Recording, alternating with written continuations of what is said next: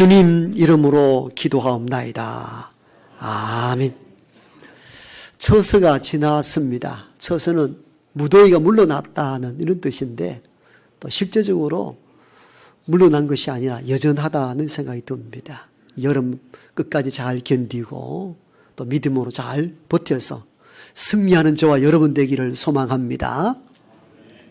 가끔 새신자에게 전화하거나 또 문자로 신방하면서 느끼는 것이 있었습니다. 어떤 분은 제게 이런 질문을 해 오셨습니다. 목사님, 여호와가 무슨 뜻입니까? 아주 단순한 질문이었는데 제가 좀 한 방 얻어맞은 것처럼 좀 멍했습니다. 왜냐하면 목사는 항상 강단에서 기존의 신도들에게 말씀을 전한다는 포커스 때문에 아주 새롭게 전혀 모르는 신앙인들에게는 좀 소홀하지 않았는가 하는 생각이 들었기 때문입니다. 아차하는 생각이 들었습니다. 이 세상에서는 하나님 이런 이름은 종종 들었는데 여호와라는 이름을 들어본 적은 많지 않았을 겁니다. 교회 와서는 여호와 하나님, 하나님 여호와 하는데 그 여호와가 뭐냐는 겁니다. 기존 신자들은 던지지 않아도 될 질문이지만도 새 신자들에게는 그게 아주 중요한 질문이 될 수도 있겠구나 하는 생각을 갖게 되었고 짧게 이렇게 해석해 주었습니다. 여호와란 성경에 기록된 우리가 믿는 신의 이름입니다. 여호와는 우리가 믿는 신의 이름입니다. 일명 신명 이렇게 표현하죠. 그럼 하나님은 뭡니까? 그 여호와를 우리나라 문화에 맞게 의역한 신의 이름이 하나님입니다. 즉, 그 여호와라는 분이 우리가 믿는 여호와라 이름하는 그 신이 한 분밖에 존재하지 않습니다. 이렇게 해서 의역하여 그 신의 이름을 우리나라에서는 하나님이라 이렇게 부르게 된 것이죠. 따라서 성경에 나오는 우리가 믿는 신의 이름은 여호와입니다. 여호와인데 히브리어의 이 여호와라는 단어는 자음 4개로만 구성되어 있습니다. 보통 소리가 되려면 자음과 모음이 섞여야 말이 되는데 자음만 4개입니다. 그래서 모음 부호를 붙여서 야훼, 이게 히브리의 정확한 신의 이름입니다. 우리가 야훼라는 이름도 많이 들어보셨죠? 이걸 영어식으로 발음을 표기하다 보니까 영어식으로 여호와라 하는데 히브리의 음가는 야훼 하나님이십니다. 그럼 유대인들은 이 야훼, 자기들이 믿는 신의 이름 야훼를 불렀을까요? 안 불렀을까요? 부르지 않았습니다. 어떻게 신의 이름을 부를 수 있느냐는 거죠. 우리는 이런 부분을 좀 이해하기가 쉽지요. 왜냐하면 우리나라에도 아버님 이름 뭐냐 이렇게 물을 때 이름 바로 말씀하지 않죠. 채자, 만자, 복자입니다. 채만복은 제 선친의 이름이십니다. 그때 채만복십니다 이렇게 안 합니다. 그럼 아주 어른을 공경하지 않는다고 여겼기 때문에 한자, 채자, 만자, 복자입니다. 그렇게 좀 이렇게 높였는데 유대인들은 그렇게조차도 할 수 없었습니다. 왜? 어떻게 하나님 이름을 사람 이름 부르듯이 그렇게 쉽게 부를 수 있느냐는 거예요.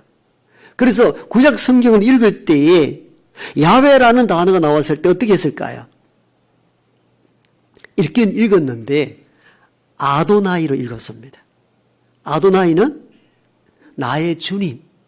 그래서 야훼라는 단어가 나올 때는 야훼라는 신의 이름을 부르지 않고 아도나이, 나의 주님 이렇게 해서 넘어갔고 필사했던 서기관들은 야훼라는 4개의 자음이 나올 때에는 잠시 쓰던 글을 멈추고 목욕탕에 가서 목욕 제기하고 한자 다시 기록했다고 합니다. 그만큼 여호와의 이름을 두렵고 떨림으로 받았다고 합니다. 어떻든 여호와는 저와 여러분이 믿는 신의 이름입니다. 우리 식으로는 하나님이십니다. 그 하나님 여호와를 오늘 시편 23편을 기록한 시인은 이렇게 고백합니다.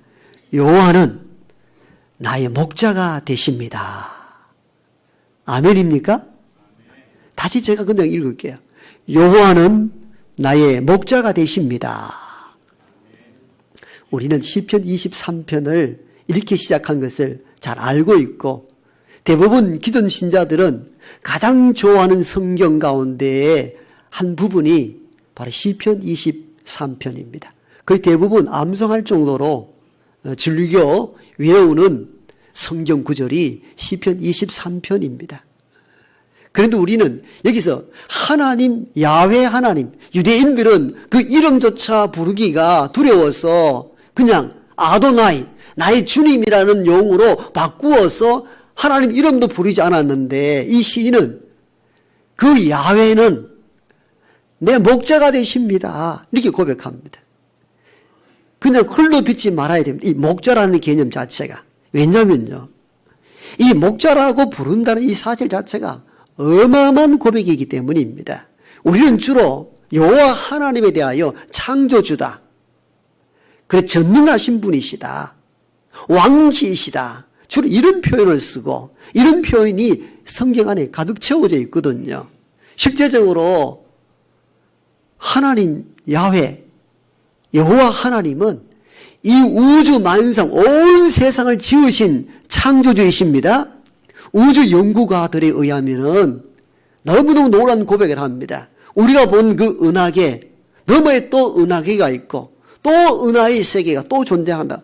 끝이 없다는 것입니다. 이제껏 천체 물리학자들에 의해서 우주를 보았던 사람들 가운데는 대부분 허블 망원경을 통해서 이제껏 그 우주의 신비를 사진을 찍었는데, 이게 1990년대 허블에 의해서 만들어진 망원경이 주로 30년 동안 천체를 발견하는데 큰 역할을 했는데, 이것보다 100배나 더 많이 넓게 볼 수 있는 망원경이 나왔는데, 그것이 바로 제임스 호흡이 만든 망원경입니다.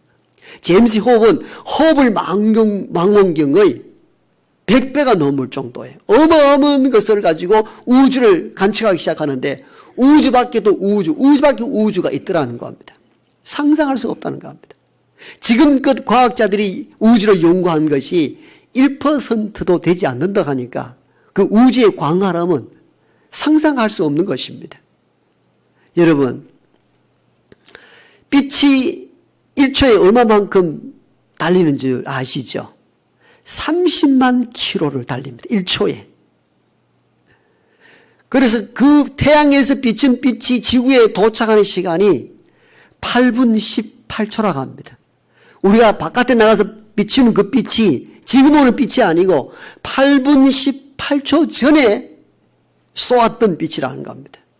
그래서 태양과 지구와의 거리가 1억 5천만 킬로니까 사실은 상상이 불가능합니다. 그건 지구의 한 점이라는 것입니다. 그 대우주가 어마어마하다는 겁니다. 이를 창조하신 이가 여호와 하나님이십니다. 그 창조자를 가볍게 얘기해서 이 어마어마하게 크다는 거예요. 그리고 우리가 아는 여호와 하나님은 이 세상을 통치하시는 왕 중의 왕이십니다.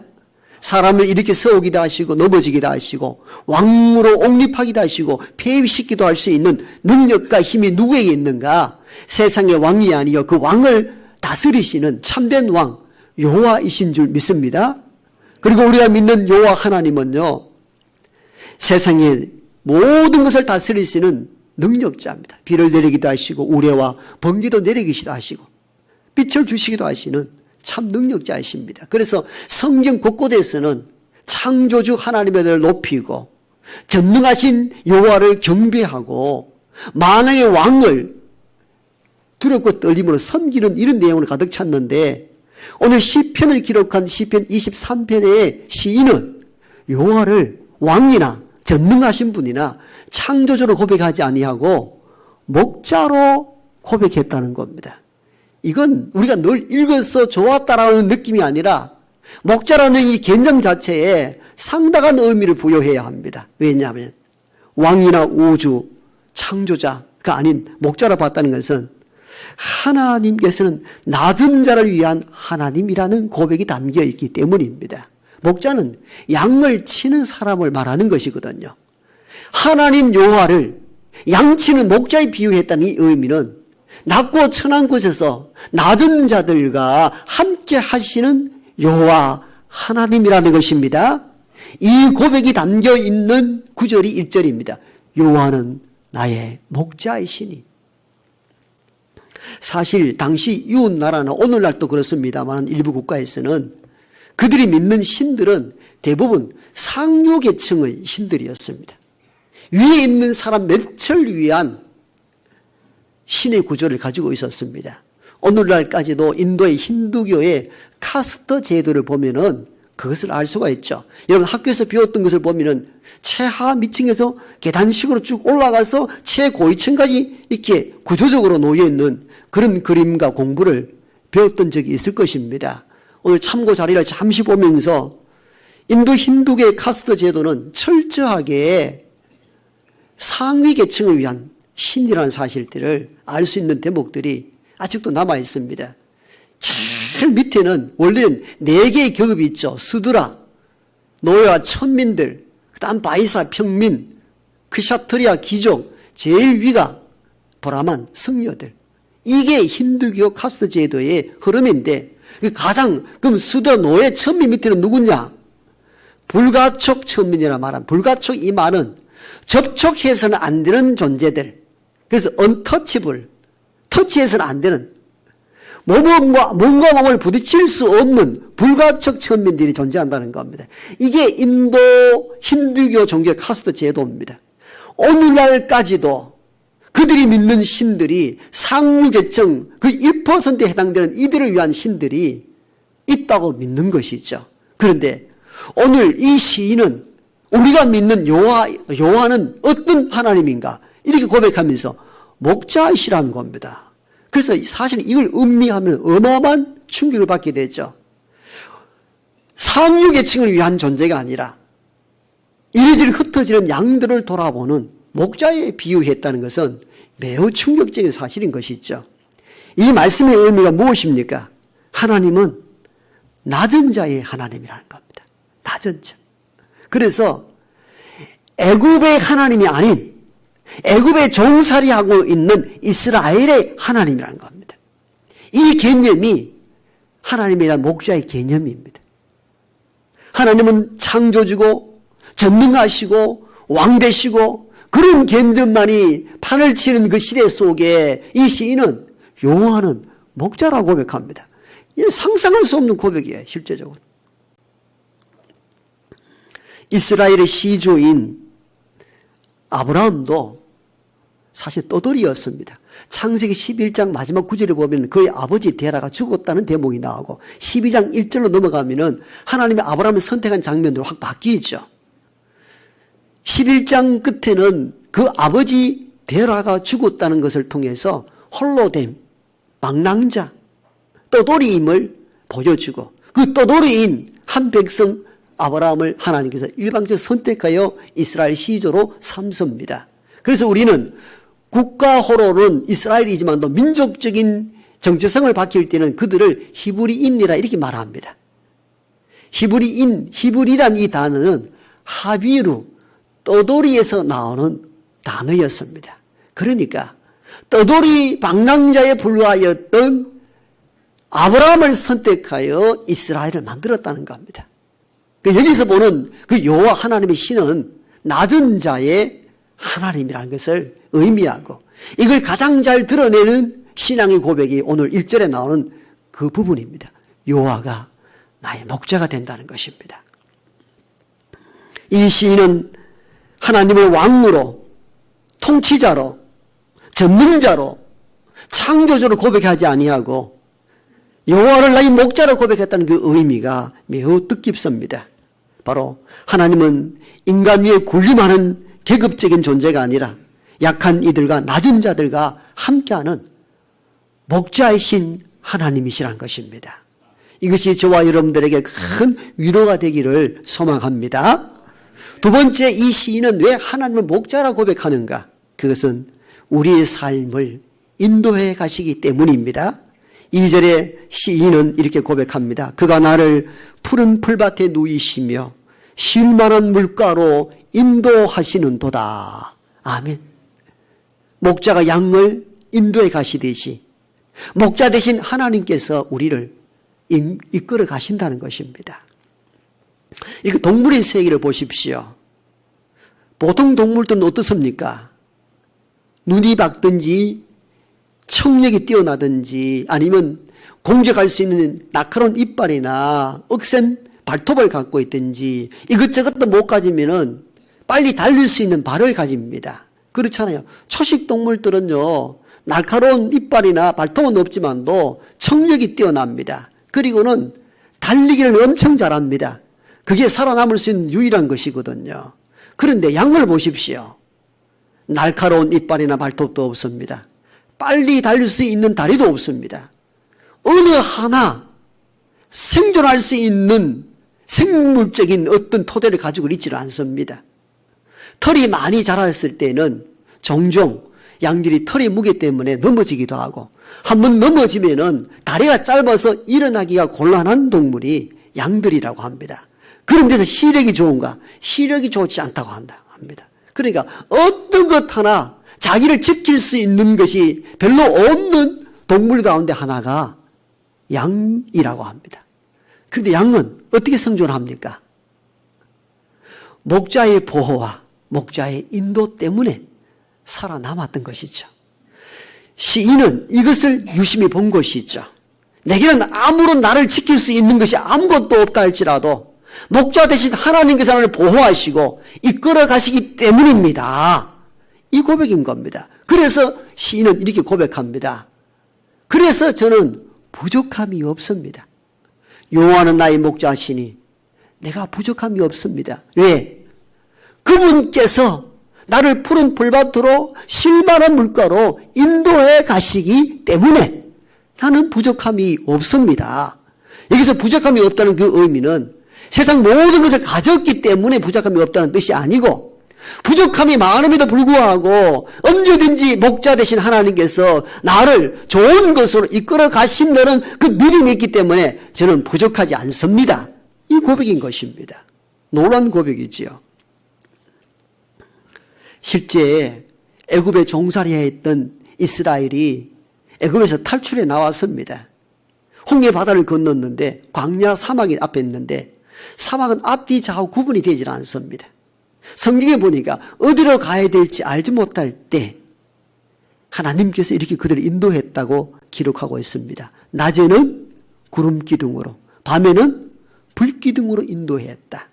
좌우 동서남북을 알지 못한 그때에 하나님은 낮에는 구름 기둥으로, 구름은 태양빛을 가려주기도 합니다만 가시적으로 방향을 정해주기도 합니다.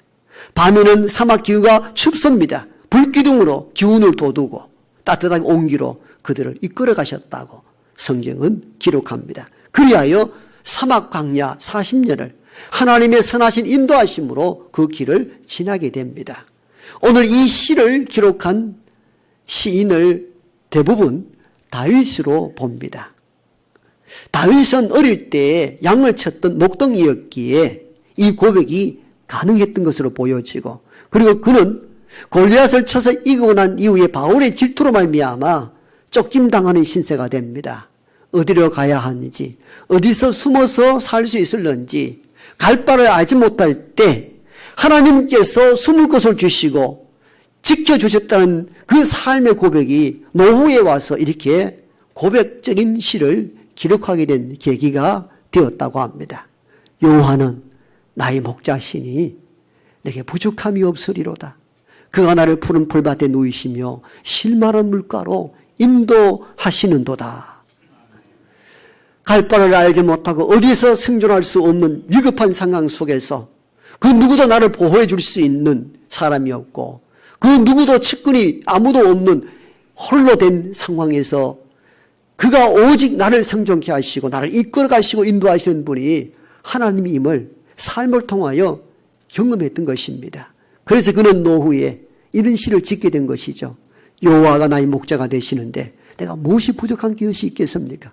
그분께서 나를 푸른 풀밭으로 맑은 시냇물가로 인도하시는데 내가 무엇이 부족합니까? 아멘? 아멘이시죠. 그렇죠.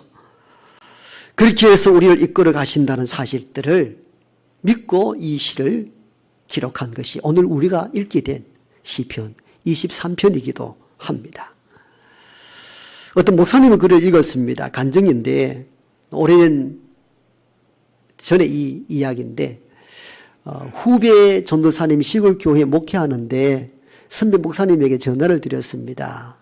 며칠 날 오후에 우리 교회 오셔서 설교 한번 해 주십사고 했는데 그렇게 약속을 하고 그 주관이 되어서 주부를 만들던 전도사님께서 선배 목사님에게 이번주 본문이 무엇이며 제목은 어떻게 됩니까? 라고 했더니 본문은 시편 23편이고 제목은 여호와가 나의 목자 되시니 그렇게 점점점 이렇게 했는데 전도사님 주부를 작성하다가 뒤가 좀 깔끔하지 않았던 것 같아서 목사님에게 다시 전화를 걸어서 물어봅니다. 목사님, 여호와가 나의 목자시니 이게 전부입니까? 뭐 뒤가 좀 깔끔하지 않으니까. 그래서 목사님이 듣고는 여호와가 나의 목자시면 됐지 뭐가 더 필요해? 그렇게 이야기한 거예요. 그렇죠. 여호와가 나의 목자시면 됐지 뭐가 더 필요합니까? 그렇게 전화를 주고받고 당일날 되어서 그 교회 설교하러 가서 강대상에 올랐는데 주문을 보는데 제목이 좀 이상합니다. 제목이 이렇게 기록된 겁니다. 여호와가 나의 목자신데 뭐가 더 필요해? 이거 다 올려놓은 거예요. 그 뒤가 여호와가 목자라면 됐지 뭐 또 필요하냐 이런 식으로 설명하려고 했는데 전도사님이 얼마나 순수했는지 제목을 있는 그대로 다 적은 거예요. 여호와가 나의 목자시면 됐지 뭐가 더 필요해 이래 놓은 거예요. 그래서 당황한 목사님이 이거 설교 제목부터 고쳐야 되겠다 싶어서 생각하다가 그러면 괜히 좀 설교 제목을 왜 이렇게 틀렸게 했느냐 전도사님도 야단 맞을 것 같아가지고 제목대로 하자 이렇게 해서 기본 원고 설교를 접어버리고 이렇게 설교했다고 합니다. 여러분, 푸른 풀밭에 풀을 원하십니까? 실만한 물가에 물을 마시고 싶습니까? 오늘 본문에 나오는 양은 풀을 뜯지 않았습니다. 물을 마시지 않았습니다. 그냥 누워 있습니다. 그래 보니까 내가 저도 처음 다시 봤어요. 풀을 뜯은 장면이 없어요. 물 마셨다는 내용이 없어요. 읽어드릴까요? 그가 나를 푸른 풀밭에 누이시며 양이 풀을 먹었습니까? 물을 마셨습니까? 그냥 누워있다니까요. 왜 양이 누워있었겠습니까? 든든한 목자가 있었기 때문입니다. 이렇게 했더니 시골의 어른들이 아멘, 아멘 야단이 난 거예요. 가만히 돌아보니까 제가 그 글을 읽으면서도 맞네. 우리가 풀을 뜯지 않고 물을 마시지 않아도 누워 있을 수 있는 이 자족, 만족은 어디서 도대체 올까? 여호와에 대한 신뢰, 전적 믿음, 그분께서 필요할 때마다 나를 이끌어 가신다는 이 믿음이 있을 때에 풀을 뜯지 않고 물을 마시지 않아도 누워 있을 수도 있겠구나. 이 자족함이 여기서 나온다는 거죠.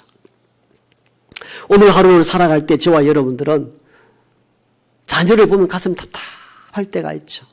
쟤들이 언제 커서 직장을 다니고 공부를 하고 결혼을 하고 이런 것들이 부모들은 늘 답답하게 있습니다. 전문이는 전문이대로 미래가 보이지 않고 또 이런저런 직장을 은퇴 앞두고 있을 때 오는 그 불안감들, 초조함들이 현대인들을 몰아가고 있거든요. 늘 우리가 신앙생활 한다고 하지만도 늘 조마조마한 인생을 살아갑니다. 이게 여러분들이 다 삶의 현장에서 일어나는 일들이 아니겠습니까? 그렇지 않습니까? 그때 이 시인의 이 고백이 저와 여러분의 고백이 되길 원합니다. 오늘 이 전도사님이 기록한 주보의 제목처럼 그렇게 마무리하겠습니다. 여호와가 내 목자신데 뭐가 더 필요합니까? 여호와가 내 목자신데 뭐가 더 필요합니까?